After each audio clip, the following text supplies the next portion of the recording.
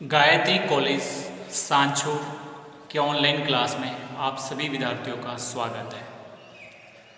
BA first year political science subject में हम हमारे भारतीय राज्य व्यवस्था से संबंधित टॉपिक केंद्र राज्य संबंधों का अध्ययन करेंगे।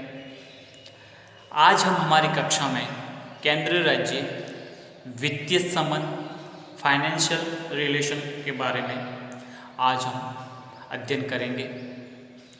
देखिए, इससे पूर्व हमने केंद्र राज्य विदेश संबंध, केंद्र राज्य प्रशासनिक संबंधों का अध्ययन किया है और तीसरा आज महत्वपूर्ण हमारा पक्ष है वित्तीय संबंध, जिसका आज की कक्षा में हम डिस्कशन करेंगे। देखिए, केंद्र तथा राज्यों के मध्य राजस्व के साधनों के विभाजन का जो आधारभूत सिद्धांत है वो है कार्यक्षमता, पर्याप्तता और उपयुक्तता।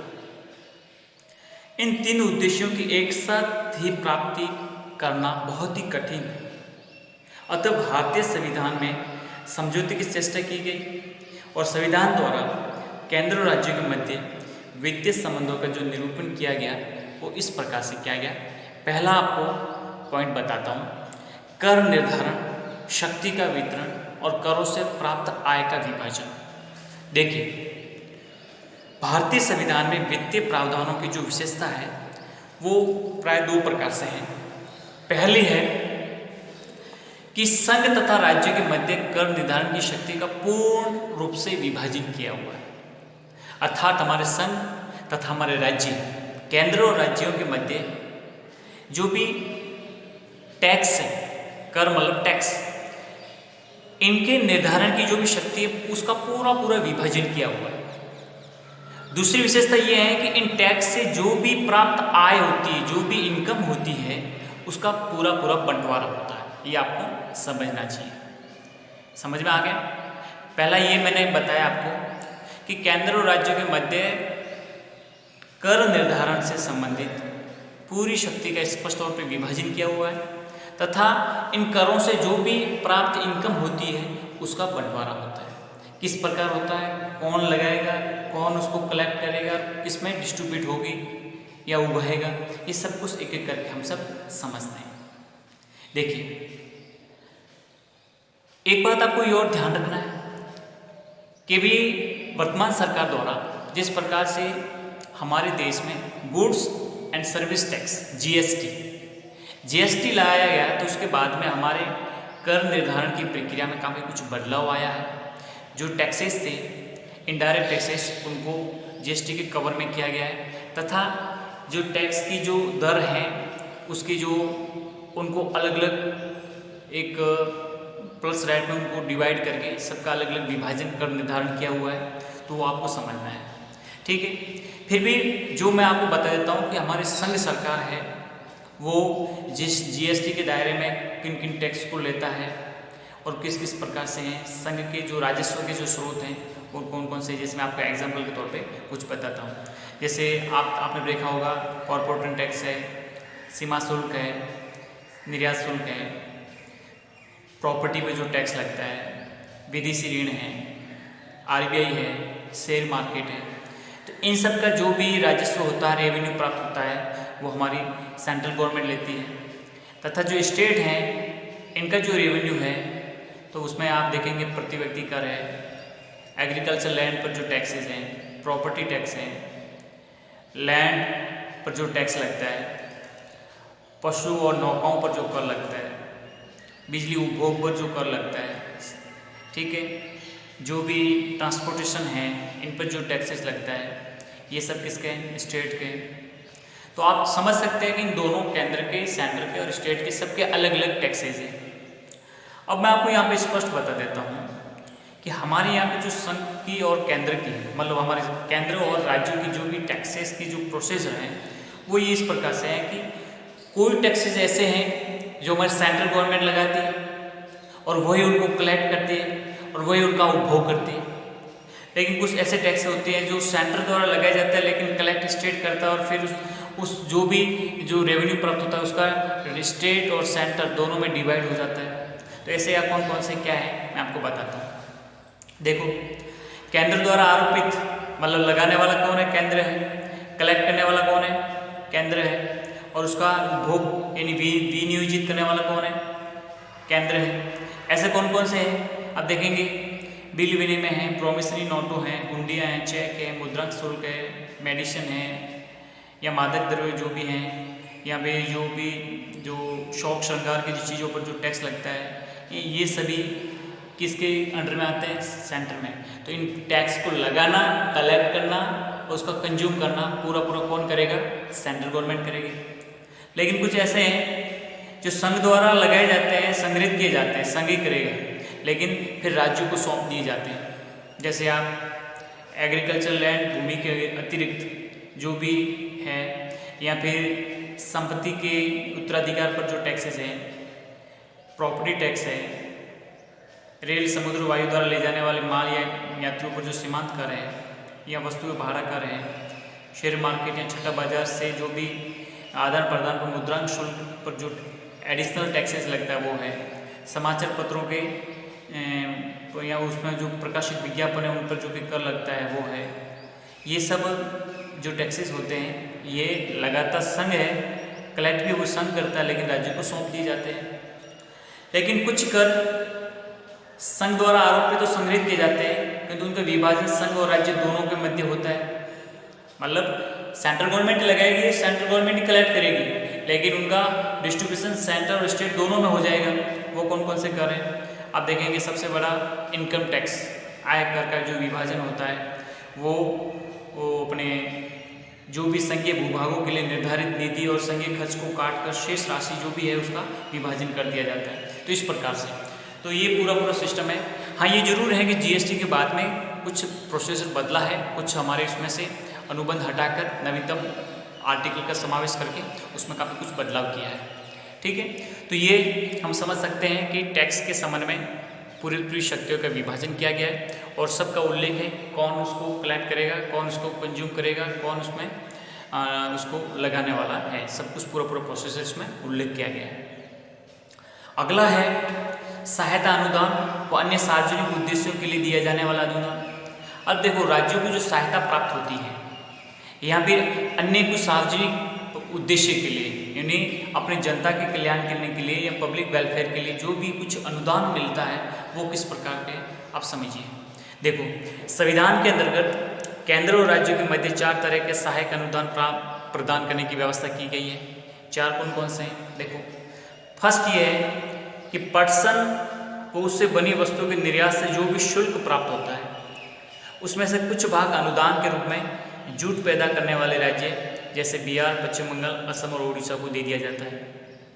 अब देखो, हिंदुस्तान में सभी राज्यों में जूट पैदा नहीं होता है। जूट जिनसे आप समझते हैं ये बड़े बड़े आप समझेंगे कि इस प्रकार के जो रेशे होते हैं, जैसे बड़े बैग बनाने में हैं या फिर बहुत बड़े बड़े जो खाद्यान्न भरने के जो बोरे होते हैं वो उनसे बनते हैं, या फिर जो बहुत बड़ी बड़ी दरियों का निर्माण जो किया जाता है ये प्राय जूट से इनसे होता है। तो ये जो जूट या पटसन का जो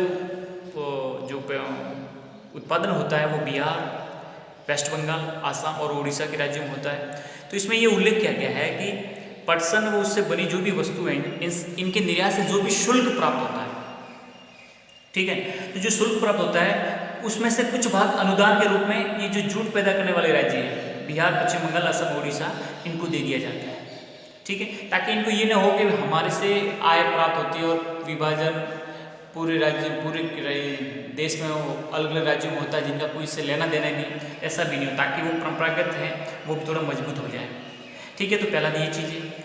अगला सहायता अनुदान के लिए जो विकल्प है वो ये है कि बाढ़, भूकंप या सूखाग्रस्त क्षेत्रों में पीड़ितों की सहायता के लिए केंद्र सरकार राज्यों को अनुदान दे सकती है। भगवान न करे कभी भी ऐसी कोई प्राकृतिक आपदा आ जाए, बाढ़ आ गई, भूकंप आ गया, सूखा पड़ गया या और भी ऐसी कोई भी प्राकृतिक घटना घटित हो गई, तो ऐसे सभी पीड़ित क्षेत्रों के लिए सहायता प्रदान कौन करेगी? केंद्र सरकार, और वो अनुदान कुछ राज्यों को दे सकती है। ठीक है, तीसरा ये है कि जो भी जनजातीय और कबीले अर्थात ट्राइबल जो एरियाज हैं उनकी उन्नति और उनके कल्याण के लिए जो विभिन्न प्रकार की योजना बनाई जाती हैं उनमें सहायता अनुदान प्रदान हमारी केंद्र सरकार कर सकती है। इसके अलावा आप देखेंगे कि जो राज्य हैं उनको आर्थिक कठिनाइयों से उबारने के लिए केंद्र राज्यों को वित्तीय सहायता प्रदान कर सकता है। अब भारत के कुछ ऐसे राज्य जो बेहद गरीब अवस्था से गुजर रहे हैं, प्राय इनको बीमारू राज्य के नाम से भी जाना जाता है, तो ऐसे राज्यों की आर्थिक स्थिति को मजबूत सशक्त करने के लिए उनको किसी भी प्रकार की जो भी वित्तीय सहायता की आवश्यकता होती है तो वो भी हमारी केंद्र सरकार दे सकती है। अगर आपसे कभी भी शॉर्ट नोट में प्रश्न पूछा जाए तो भी आप अपना आंसर लिख सकते हैं कि केंद्र सरकार है वो 4 तरह की सहायता प्रदान करती है। पहला मैंने आपको बताया कि पटसन वो उससे बनी वस्तुओं के निर्यात से जो भी शुल्क प्राप्त होगा उसमें से कुछ भाग अनुदान के रूप में जूट पैदा करने वाले राज्य विशेषकर बिहार, पश्चिम बंगाल, असम और उड़ीसा को दे दिया जाएगा। दूसरा है कि बाढ़, भूकंप तथा सूखाग्रस्त क्षेत्रों में पीड़ितों की सहायता के लिए केंद्र सरकार राज्यों को अनुदान दे सकेगी। तीसरा उन्होंने बताया कि जनजाति और कबीलों की उन्नति व उनके कल्याण की योजनाओं के लिए सहायता अनुदान दिया जाएगा। चौथा, राज्यों को आर्थिक कठिनाइयों से उबारने के लिए केंद्र है वो राज्यों की वित्तीय सहायता करेगा। तो ये इस प्रकार के सहायता अनुदान के लिए इस प्रकार का अनुदान प्रदान किया जाता है। अगला है ऋण लेने संबंधी उपबंध। अब देखो वर्तमान जिस प्रकार से जो आर्थिक नीतियां हैं और भूमंडलीकरण ग्लोबलाइजेशन का जो दौर चल रहा है इसमें चाहे शक्ति संपन्न हो, कमजोर हो, विकासशील हो, अविकसित हो, विकसित हो, कैसे भी राज्य हो, सबको ऋण लेने की आवश्यकता पड़ती है। तो ऋण के संबंध में क्या क्या प्रावधान है समझिए आप। संविधान केंद्र को यह अधिकार प्रदान करता है कि अपनी संचित निधि की साख पर देशवासियों व विदेशी सरकारों से ऋण ले सके।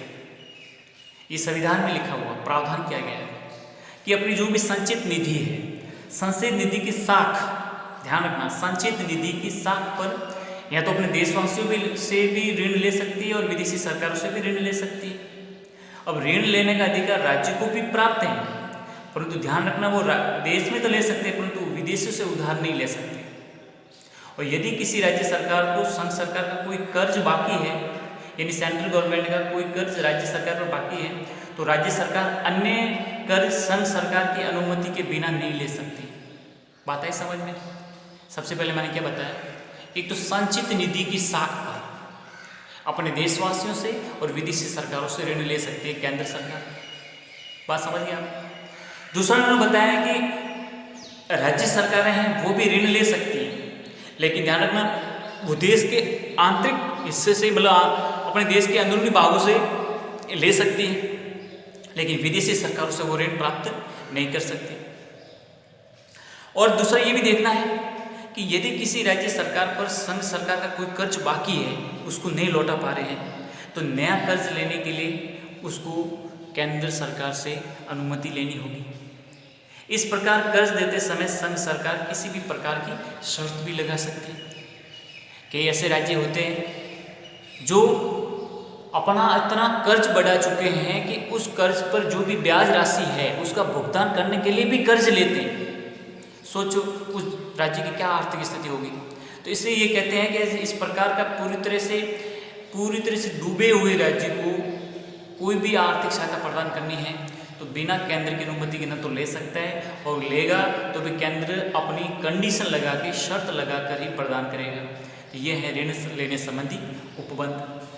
अगला है करों से विमुक्ति। करों से विमुक्ति मतलब छूट किस किस प्रकार की मिली हुई है।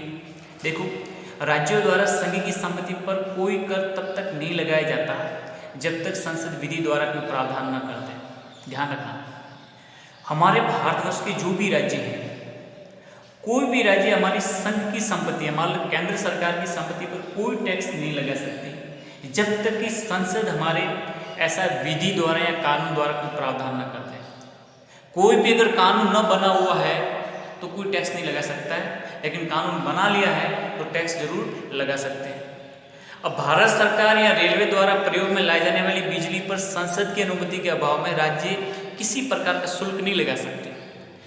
जो भी हमारे रेलवे हैं और रेलवे में जो भी प्रयुक्त बिजली है, इस पर किसी प्रकार का कोई भी टैक्स नहीं लगा सकते जब तक कि संसद की अनुमति न मिली हो या संसद ने ऐसी कोई विधि का निर्माण न किया हो।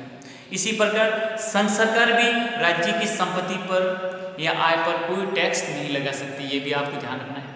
जब केंद्र की नहीं लगा सकते तो राज्य की संपत्ति पर भी केंद्र नहीं लगा सकता।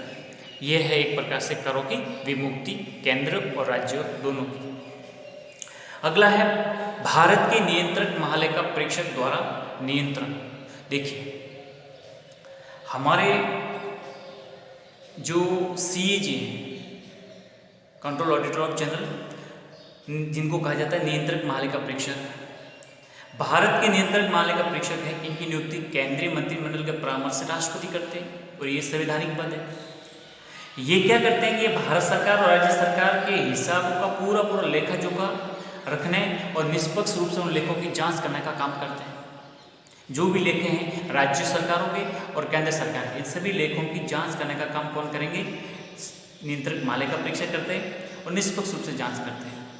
नियंत्रक महालेखा परीक्षक के माध्यम से भारतीय संसद राज्यों की आय पर नियंत्रण रखती है। अब किसी भी राज्य की कितनी आय हो रही है, क्या कोई धांधलियाँ, कोई घोटाले, किसी प्रकार का अपव्यय तो नहीं हो रहा है, तो सब प्रकार से मतलब पूरी राज्यों की आय पर नियंत्रण रखने का काम कौन करता है? नियंत्रक महालेखा परीक्षक, जो कि एक भारत सरकार के नियंत्रण में है। अगला है वित्तीय संकट काल, अनुच्छेद 360, सबको पता है। देखो वित्तीय संकटकालीन घोषणा की स्थिति में राज्यों की आय सीमा राज्य सूची में संचित करों तक सीमित रहती है। अब देखो इमरजेंसी लग गई और विशेषकर फाइनेंशियल इमरजेंसी, वित्तीय इमरजेंसी जो भगवान की दया से आज तक नहीं लगी है एक बार भी, लेकिन कल्पना करो कि कभी ऐसी परिस्थिति आ जाए, हमारी भारत की साख खतरे में हो और ऐसी जरूरत पड़े कि अब हमें सरकार चलाना बहुत मुश्किल, मतलब हमारी वित्तीय स्थिति बहुत ही कमज़ोर हो चुकी है। ऐसी स्थिति में वित्तीय आपातकाल लगाया भी जा सकता है। पर ध्यान रखना, अगर ऐसी स्थिति हो तो राज्यों की जो भी आय सीमा है और ये राज्य सूची के जो भी विषय हैं उस पर पूरी तरह से केंद्र सरकार, संघ सरकार का नियंत्रण हो जाता है। और वित्तीय संकट के प्रवर्तन काल में राष्ट्रपति को संविधान के उन सभी प्रावधानों को स्थगित करने का अधिकार है जो सहायता अनुदान अथवा संघ के करों की आय में भाग बंटाने से संबंधित है। केंद्र सरकार वित्तीय मामलों में राज्यों को निर्देश भी दे सकती है। आई बात समझ में? किसी भी प्रकार से बिना केंद्र की अनुमति से राज्य सरकार 1 रुपया भी खर्च नहीं कर सकती है। जो भी है सब कुछ केंद्र के निर्देशों द्वारा, और जो भी कानून निर्माण की प्रक्रिया है कि जो भी वित्तीय संबंधित जो भी घटनाक्रम है वो केंद्र के नियंत्रण में आ जाएगा। इसलिए निष्कर्ष रूप से कह सकते हैं कि ये कहना उचित होगा कि भारतीय संघवाद की सामान्य प्रकृति अर्थात केंद्रीयता के अनुकूल ही इन उपबंधों की योजना हुई है। केंद्रीय सरकार राज्य सरकार की अपेक्षा वित्तीय क्षेत्रों में अधिक प्रभावशाली भूमिका निभाती है। तो ये थे हमारे केंद्र राज्य वित्तीय संबंध। ठीक है।